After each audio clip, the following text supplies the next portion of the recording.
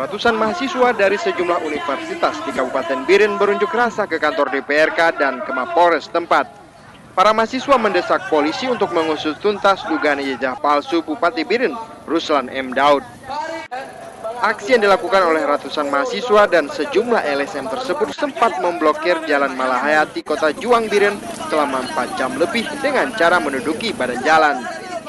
Aksi juga sempat pecah setelah salah seorang anggota dewan berusaha menemui para mahasiswa yang sedang berorasi.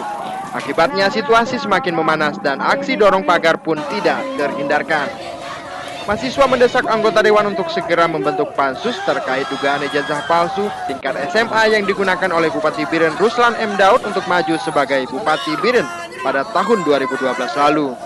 Setelah sempat berorasi selama 6 jam lebih, akhirnya masa berhasil dibubarkan petugas. Siswa dan LSM juga sempat mendatangi Kapolres Biren. Mereka mendesak Kapolres Biren segera mengusut tuntas terkait dugaan ijazah palsu orang nomor 1 di Kabupaten Biren.